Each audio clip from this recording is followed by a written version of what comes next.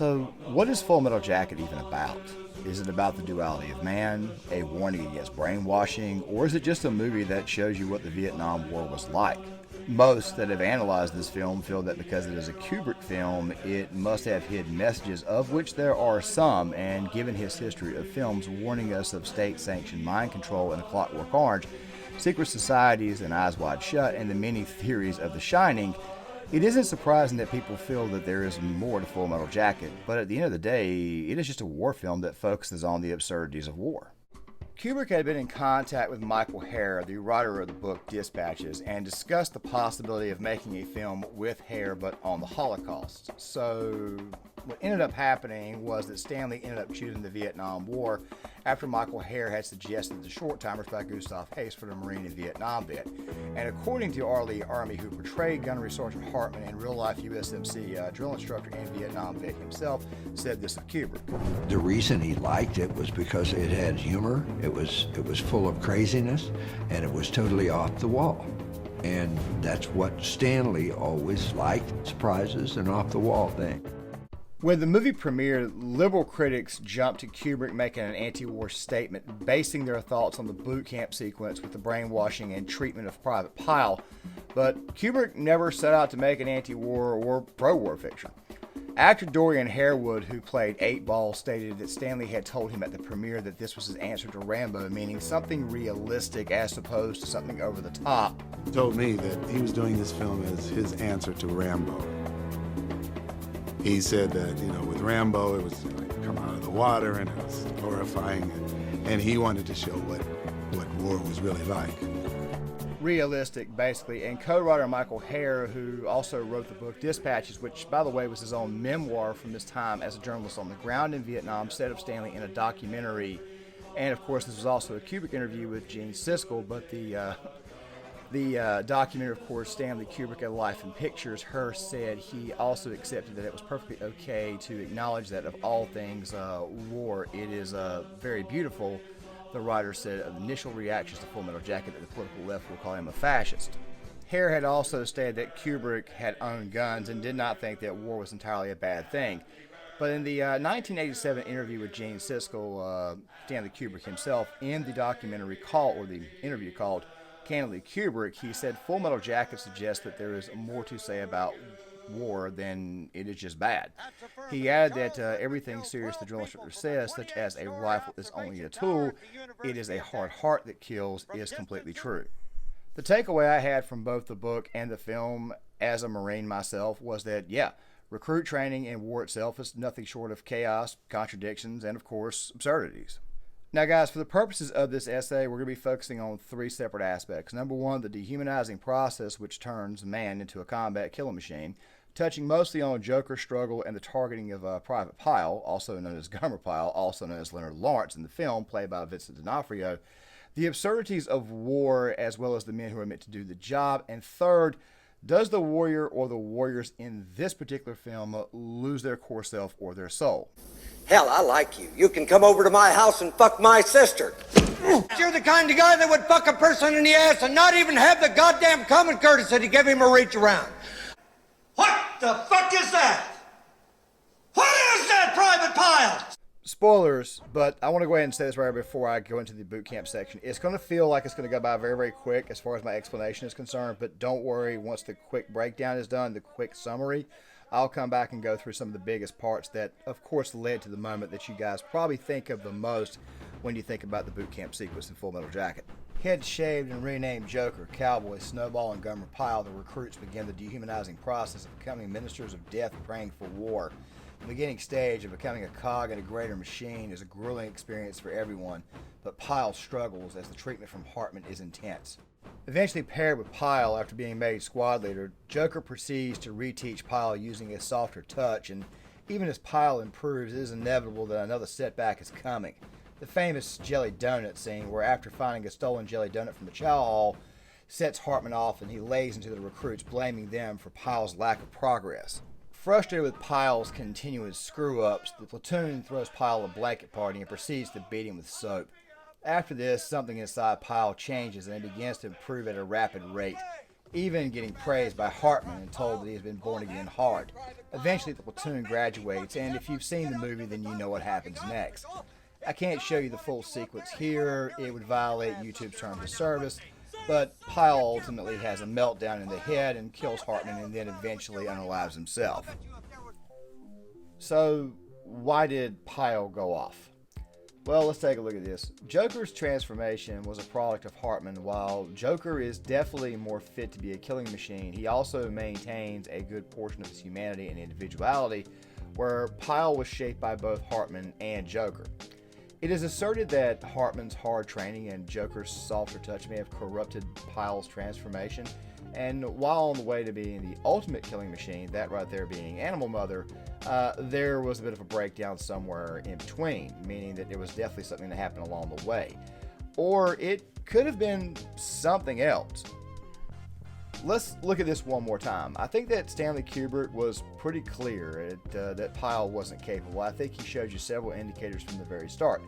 The strongest indicator was the moment he had been beaten with soap. I mean, just listen to the painful whine that he lets out after. Ow!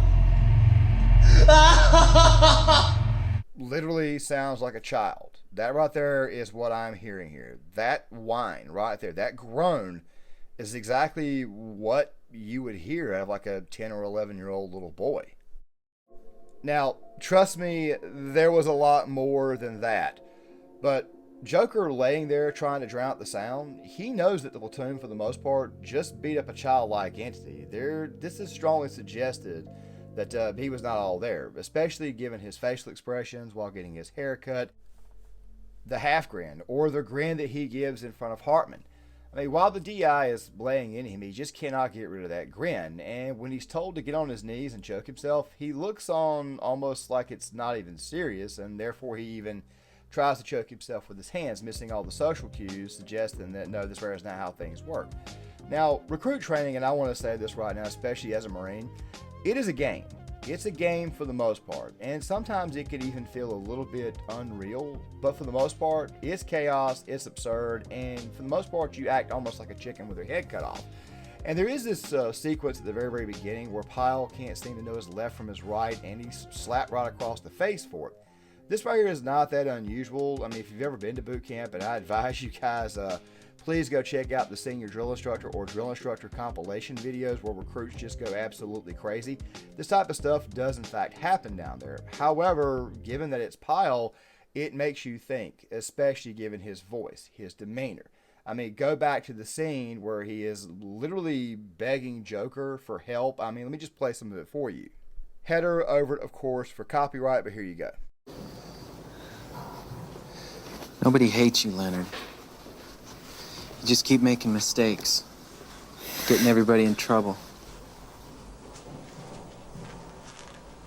I can't do anything right. I need help. I'm trying to help you, Leonard. The point is this.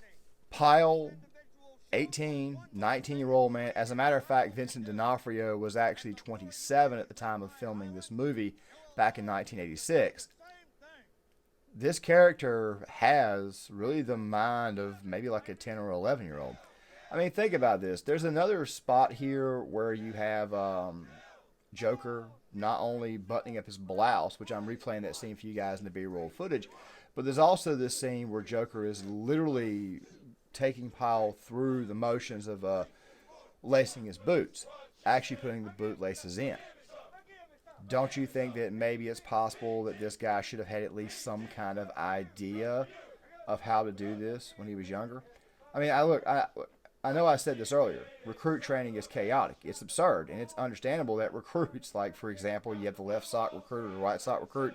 Basically, the drill instructor will say left sock, but yet they bring up their right hand with the sock. That right there happens at Parris Island, happens at MCRD San Diego, happens in Army boot camp too. But, yeah, that right there for the most part is what this is. Pyle was almost like a child inside of a grown man's body, and therefore probably was not cut out for this.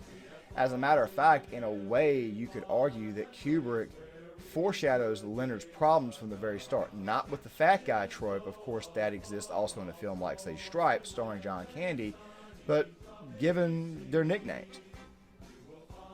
That's right. Think about this really quick. All of these men are given nicknames. You don't find out anything about these men. You don't find anything about Joker. You don't find anything about Cowboy, Private Snowball. You don't find out anything about these guys. You don't even find out their names, not even their last name. But you are given Pyle's name, Leonard Lawrence.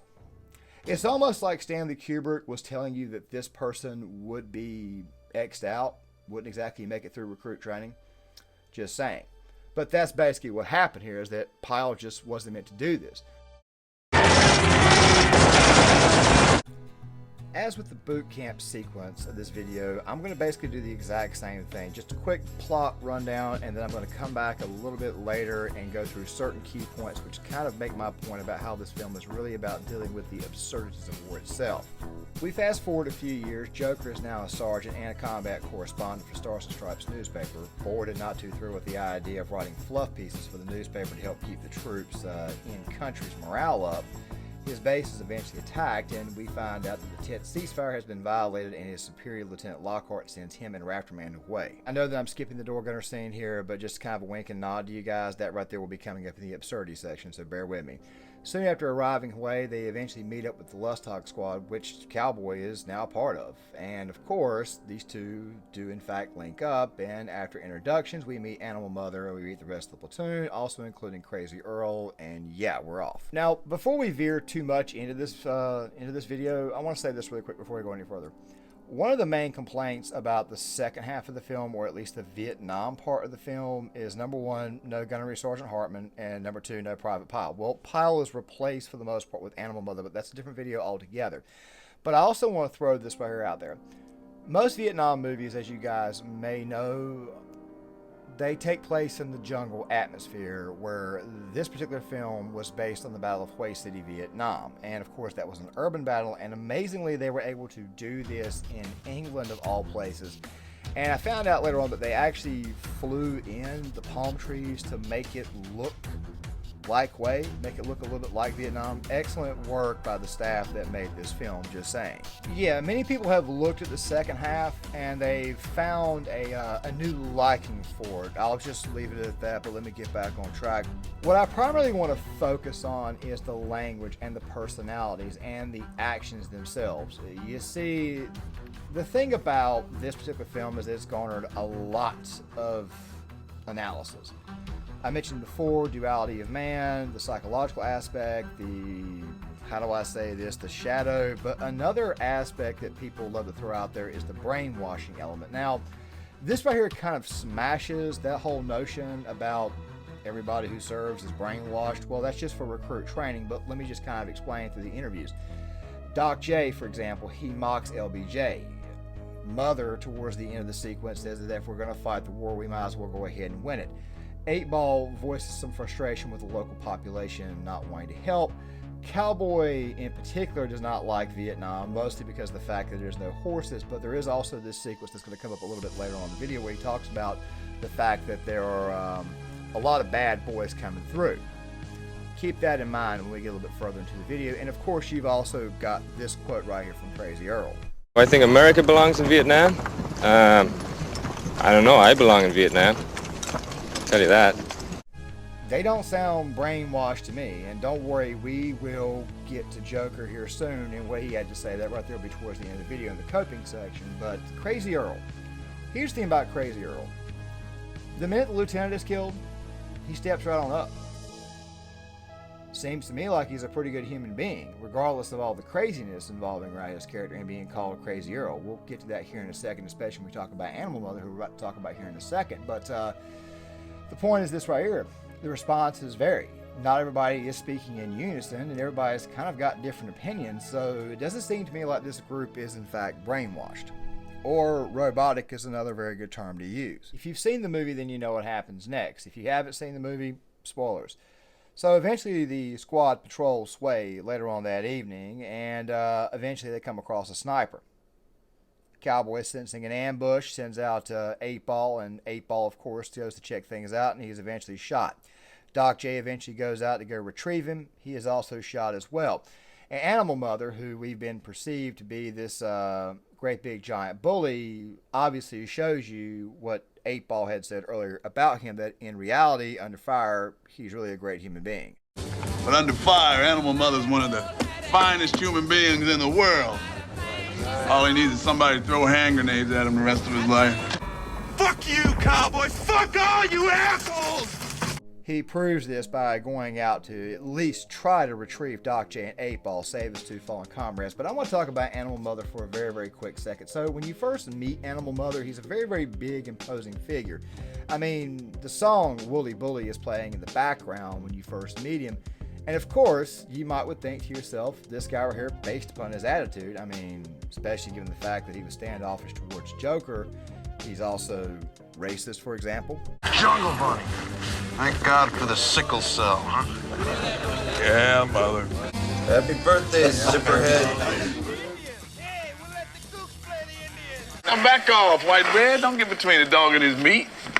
All fucking must fucking hang.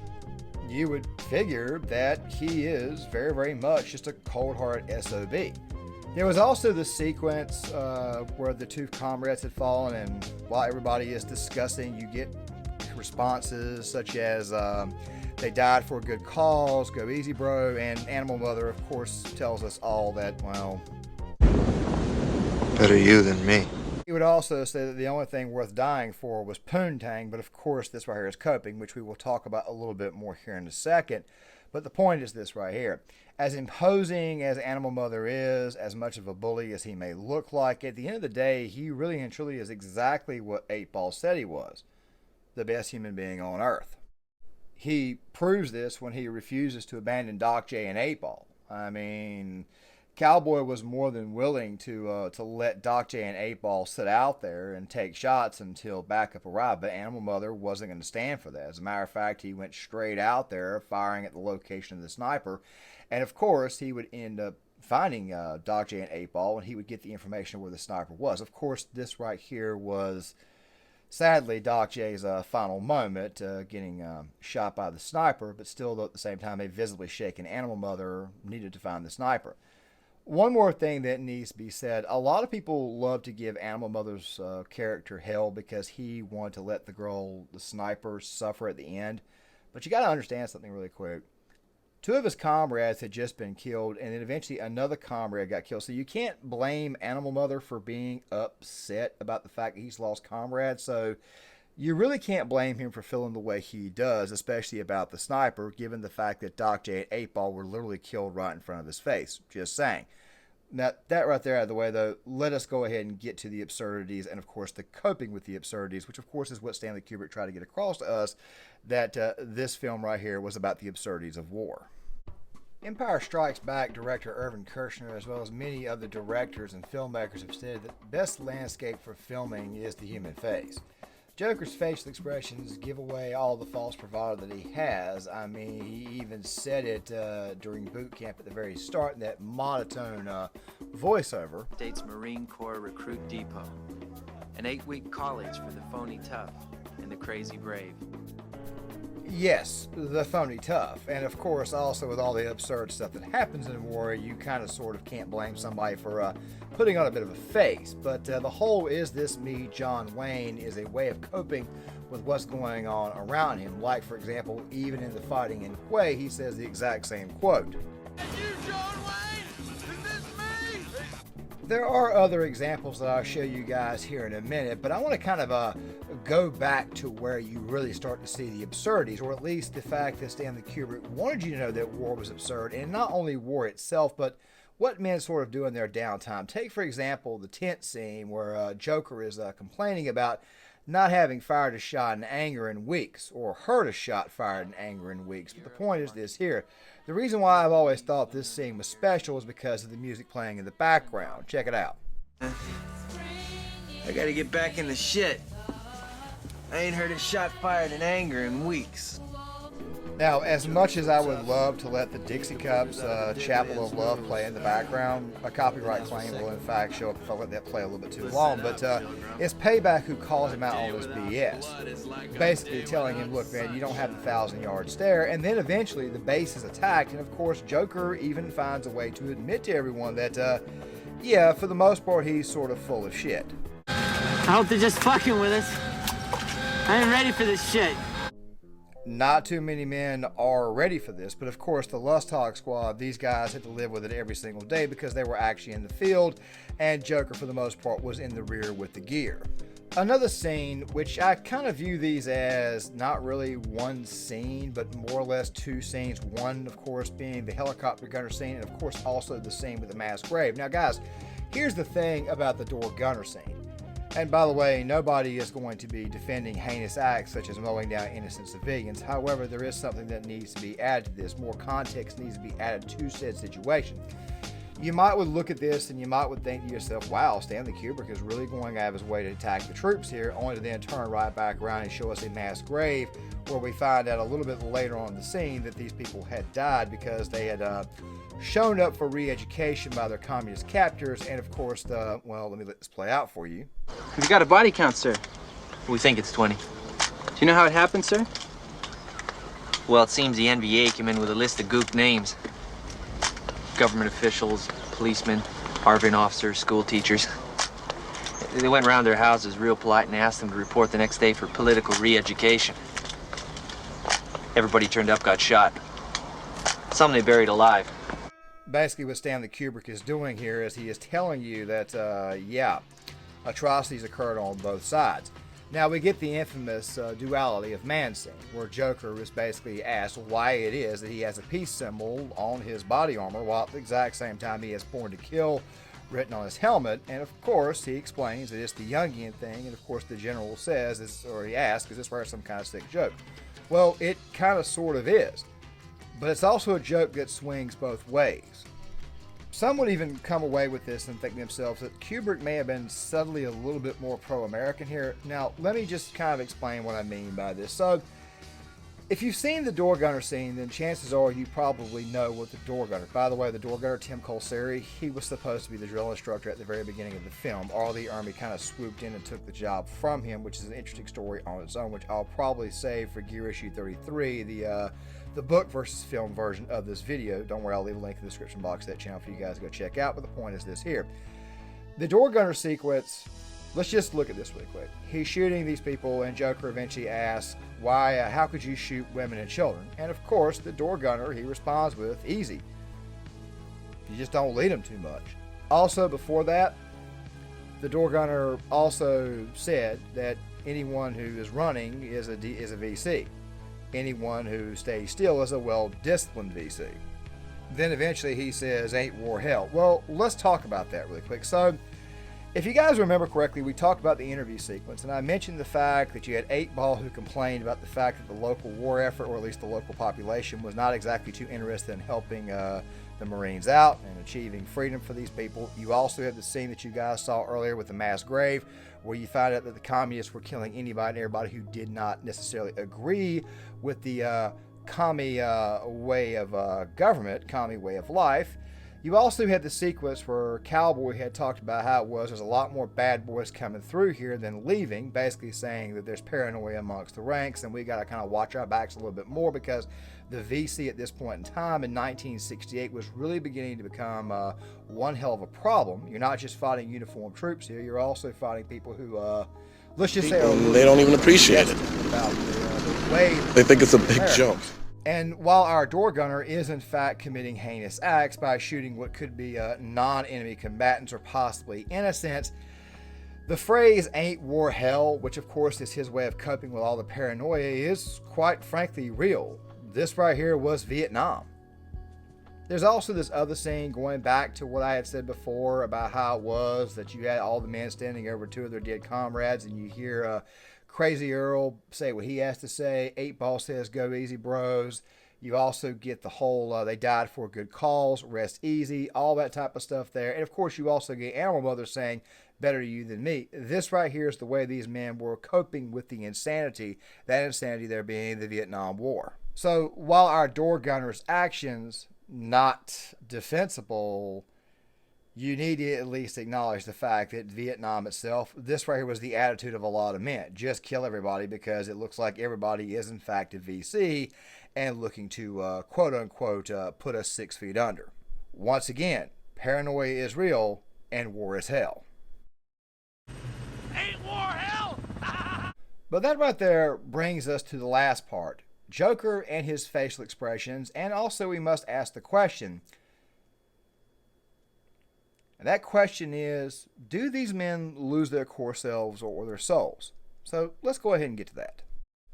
This story is told mostly through Joker's facial expressions, whether it be at the mass grave, the disgust that he has with the door gunner, the fact that he's a little bit shook up when around the general. It basically is, in fact, very, very much a showcase of this man's facial expressions. There's also the facial expression of him while standing over two dead comrades that I mentioned earlier. There's also the facial expressions that he has during the entire sequence of Lieutenant Lockhart. The fact of the matter is that Joker is not exactly very good at faking the false bravado. He's not exactly good at putting it out there. Go back to the tent scene when Payback called him out. That right there was a call out because Payback knew that Joker had not seen any action. The point is, this bravado, this face that Joker puts on, the many facial expressions that he has, this right is just masking who he is. And what I mean by that is that, well, his core soul, his humanity is still for the most part intact. If it wasn't intact, then therefore he would not be affected by any of the things that I had just mentioned. Not to mention the fact that war, quite frankly, changes a person, but to what extent? That right there's another conversation for another day that we will be exploring in other films. The next one's probably going to be All Quiet on the Western Front, but the point is this right here. War does in fact change people because war itself is quite frankly absurd, and when you are dealing with the absurd, I would say 24 hours a day, 7 days a week, yeah, that right there is going to take a toll on a person's mind and soul. But that right there brings us to the one part of the film that I have not extensively covered, and that right there, of course, is the end of the film. So let's go ahead and get to that. So I mentioned earlier how it was that the squad went for revenge, Animal Mother wanted payback, and eventually they took down the sniper. Well, let me go ahead and go through that one more time so that way you guys can see exactly what the whole point of this film was, because the ending does say a lot about the actual, not only film, but also the war itself. Young girl, 14, 15 years old, sniper, holds up an entire platoon, potentially an entire battalion, so that way her comrades can eventually escape and go to the other side. Guerrilla warfare is what this is. Also, something else too, this part kind of going back to the whole bit about how it was that the combat in this film was complained about. I want you to know something right now. Animal Mother and the squad popping smoke to screen their movements, to keep them hidden from the sniper, that right there is a legit military move. So Kubrick obviously knew what he was doing. But Joker freezing up and having Rafterman save his ass is the thing that I want to go over really quick. So here's the deal. This entire sequence here, you look at this and you're kind of debating back and forth, thinking to yourself, what would be the right thing to do here? Would you just kill the girl and end her suffering, of which, by the way, the girl does say, kill me at least 2 or 3 times? Or do you go the Animal Mother route and do you decide to just let her die? Joker chooses to finish the girl off. 145 caliber shell to the head of this girl. He obviously wanted to end this girl's suffering. He did not want to see this girl continue to struggle, to breathe. Obviously, this right here was a move that was made by him. It was a mercy killing is obviously what it was. And of course, the men do in fact cope with this by laughing at Joker afterwards. I mean, all you got to do is just watch the trailer of the film, which I will link in the description box. But one more thing, speaking of the trailer of this film, the original trailer of this film, the trailer, the first half starts with Paint It Black by the Rolling Stones being played, and then it goes to Chapel of Love by the Dixie Cups. The scene I always think about the most in the trailer is Animal Mother charging towards the sniper with the M60. It just goes to show you that from the very, very start, Kubrick wanted you to know that this particular film was going to be crazy. Marching out of way, you notice that it's obviously dark, but the fires are burning, quite frankly, pretty daggone bright. So the men have obviously got enough light to see their way out of the city. They're all chanting in unison the Mickey Mouse Club theme song, a song for children, letting you know that the humanity is still, in fact, very, very much still within these men. So I don't believe that their core selves have been changed. And they're clearly not robots. But the thing is this right here. Joker narrates. He speaks of Mary Jane Rottencrotch, the all-time fuck fantasy, and being in a world of shit, which of course is sort of a callback to Gunnery Sergeant Hartman, which of course he does mention in his monotone commentary. This also signals that while in a dark place, these men are still very, very childlike, meaning that the childhood selves, the core selves, more than likely have not changed, even given the fact they've been through pure hell. which of course Joker is not used to because he's a combat correspondent, but in case you hadn't noticed, it's everybody singing the song. It's everybody singing that childlike tune. So, no, I highly doubt that these men's core selves would have been lost in this process. But most importantly, throughout that bit of commentary that Joker was given was this little line here. Yes, but I am alive. And I am not afraid. I'm not afraid. No, these men did not lose their core selves. They did not lose their souls. But their core selves and souls are definitely hardened. And that right there about wraps it up, guys. If you like this video, please, if you guys can, please hit the like button. Please subscribe if you guys are new here. This is the direction that we're going to be going in. We're going to be giving these videos out bit by bit on this channel before we eventually fully transfer over to talking about films and stories. And of course, I do have other channels that I plan on creating for other stuff. But still, though, at the same time, if you guys can, please still hit that like button, subscribe, and share. And if you guys made it all the way to the end, I really and truly appreciate that. Thank you guys. Love you all very, very much. Thank you guys for sticking around with me this long, and I'll see you guys later. I am so happy that I am alive, in one piece, and short. I wanna